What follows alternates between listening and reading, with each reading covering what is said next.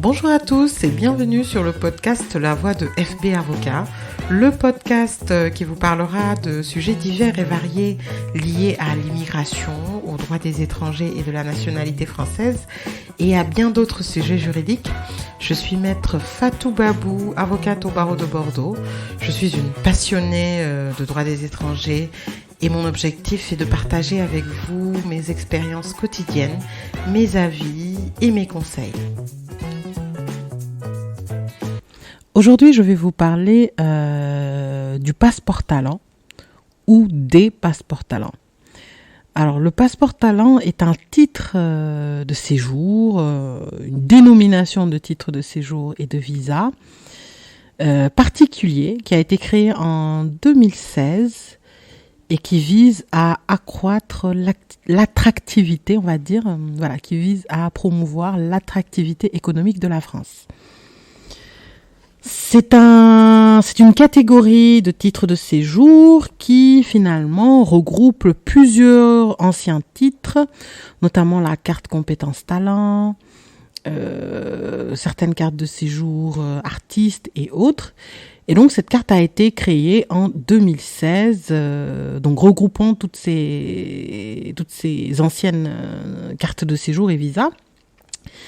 Et qui a quand même une particularité, c'est-à-dire elle vraiment le passeport talent privilégie les talents, que ça soit les emplois qualifiés, hautement qualifiés, les artistes, les célébrités également, les investisseurs. Donc, c'est une catégorie de titres de séjour qui vraiment privilégie la compétence. Alors, d'autant plus que le gouvernement est quand même très très favorable et fait de plus en plus la promotion de ce titre de séjour-là, notamment à travers l'accélération des instructions des demandes de passeport talent en préfecture. Et récemment, la demande de passeport talent a été entièrement dématérialisée via le site de la plateforme de l'ANEF, donc du ministre de l'Intérieur, administration-étranger.gouv.fr.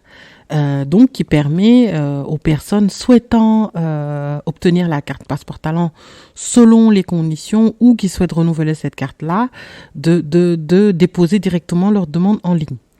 D'autre part également, pour les demandes de visa, les passeports talents sont également assez privilégiés, beaucoup plus rapides, et c'est actuellement dans la logique du gouvernement, des politiques publiques françaises.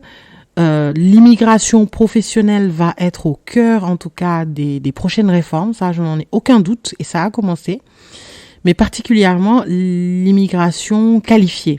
Les visas d'immigration qualifiée. Parce qu'aujourd'hui, avant, on va dire, la France était plutôt sur l'immigration humanitaire et familiale.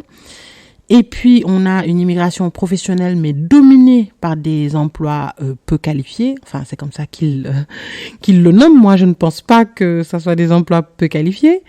Mais de plus en plus, il y a en tout cas cette volonté des pouvoirs publics de faire la promotion des emplois qualifiés, donc des étrangers très, très qualifiés. Et donc, le passeport talent est vraiment le titre de séjour qui illustre cette politique publique-là. Donc, que ça soit les instructions des dossiers sont assez rapides, les demandes également, donc de plus en plus facilitées. Vraiment, si les personnes remplissent intégralement les conditions, les passeports talent ne posent aucun problème. Alors, il existe 11 types de passeports talent que je vais vous citer. Donc déjà, le passeport talent, alors avec la réforme on va dire, sur le point de vue formel du CESEDA est contenu dans les articles L421-7 à L421-8. Nous avons 11 types de passeports talent et le premier, c'est le passeport talent salarié qualifié. Pour bénéficier de ce passeport talent-là, il faudrait justifier d'une rémunération, alors, au moins égale à 2,5 fois le SMIC, si je ne m'abuse, fixé actuellement à 38 000 euros et quelques, 38 000 peut-être 300, 38 400 euros annuels, de revenus annuels. Donc, d'abord, il faut avoir un contrat de travail qui propose un revenu au moins égal à 2,5 fois le SMIC et avoir un diplôme dans un établissement d'enseignement supérieur français, au moins équivalent au grade de master, ou d'une expérience professionnelle similaire. Donc, ce sont ces deux principales conditions. On va retenir le grade de master et le salaire de 2,5 fois le SMIC, qui est actuellement à 38 000 euros et quelques. Ensuite, donc ça, c'est le premier passeport talent salarié qualifié. Un deuxième passeport talent qui remplit exactement les mêmes conditions, mais avec la mention entreprise innovante. C'est-à-dire, lorsqu'on est recruté par une entreprise qui est innovante, une jeune entreprise innovante, donc reconnue innovante par le ministre de l'économie, et donc, avec les mêmes critères d'emploi, diplôme et rémunération, on peut bénéficier de la carte de séjour passeport talent. Ensuite, on a le passeport talent emploi hautement qualifié ou carte bleue européenne, qui cette fois-ci nécessite une rémunération d'au moins minimum 53 836 euros. Ça, ce sont les derniers chiffres que j'ai. Peut-être qu'ils ont été mis à jour, très certainement. Donc, il ne faut pas hésiter à aller sur le site du service public ou du ministre de l'Intérieur pour vérifier les seuils de rémunération. Donc, bénéficier d'un contrat de travail d'1 an minimum et de 3 années d'études supérieures ou de 5 années d'expérience professionnelle, donc pour un niveau comparable. Donc, ça, c'est passeport talent emploi hautement qualifié. Et cette carte peut être également accordée à l'étranger qui a séjourné au moins 18 mois dans un autre pays de l'Union européenne sous couvert de la carte bleue européenne.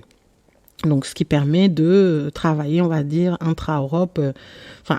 Vraiment une carte qui est très, très, très favorable. Ensuite, nous avons la carte passeport talent salarié en mission. Donc, il s'agit des salariés d'une entreprise qui est établie à l'étranger, qui viennent effectuer une mission en France dans le cadre d'une mobilité entre établissements d'une même entreprise, avec un seuil de rémunération de 33 579 euros au moins, d'une ancienneté d'au moins 3 mois dans l'entreprise et avec un contrat de travail avec l'entreprise qui emploie en France. Donc ça, c'est le passeport talent salarié en mission. Alors, il existe d'autres types de passeport talent que je vais citer brièvement. Le passeport talent chercheur, le passeport talent créateur d'entreprise avec un seuil d'investissement minimum de 30 000 euros dans une entreprise française, le passeport talent investisseur avec un investissement d'au moins 300 000 euros en France, soit par une participation à la capitale, soit en créant une entreprise. Et particulièrement pour cela, le gouvernement a mis en place un dispositif, la French Tech Visa. Voilà, donc il s'agit d'un passeport talent investisseur. Il existe également le passeport talent mandataire social, le passeport talent artistique et culturel et le passeport talent pour ceux qui ont une renommée internationale. La particularité du passeport talent, pour en tout cas ceux qui exercent une activité professionnelle en France, salariée, une activité salariée, c'est qu'on n'a pas besoin d'autorisation de travail.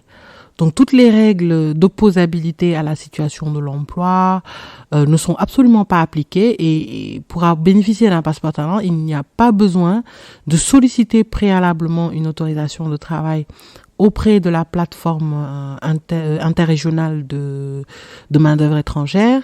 On sollicite que ça soit par le biais du visa, directement le visa portant la mention passeport talent, ou dans le cadre d'un changement de statut, on sollicite directement par le biais de la plateforme de l'ANEF le passeport talent en question.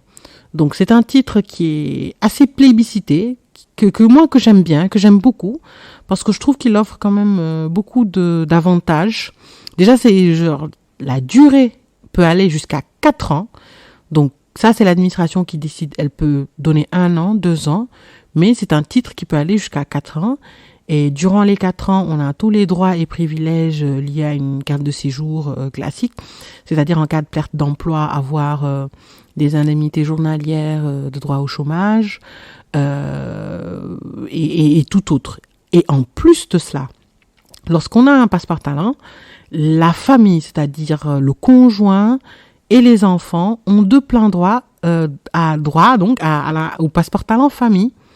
Donc c'est un passeport talent qui permet au conjoint, donc on ne passe pas par la case regroupement familial. Dès que un des membres par exemple l'époux ou l'épouse a la carte passeport talent, automatiquement les autres membres de la famille, mais sachant que ça se limite aux conjoints et aux enfants, ont le passeport talent famille, viennent vivre en France si c'est dans le cadre d'une demande visa, si c'est dans le cadre d'un changement de statut, donc ont de plein droit le passeport talent famille, peuvent exercer une activité professionnelle. Et par contre, cette carte-là, passeport talent famille, dépend du passeport talent, du principal intéressé, bien entendu, particulièrement pour les droits au séjour et pour la durée de validité. Donc pas de regroupement familial, les visas, pas de délai, c'est quasi automatique. C'est vraiment un titre qui est assez favorable et qui est plébiscité. Donc, à choisir entre l'autorisation de travail et le passeport talent, moi, je choisirais le passeport talent, qui est de plus en plus utilisé par beaucoup de cadres et beaucoup d'entreprises également, notamment en raison des délais de traitement qui sont relativement rapides. Voilà. Merci de votre fidélité. C'était la voix de FB Avocat. À très bientôt pour de nouveaux épisodes. En attendant, suivez-nous sur les réseaux sociaux Facebook, LinkedIn, Instagram /FB Avocat.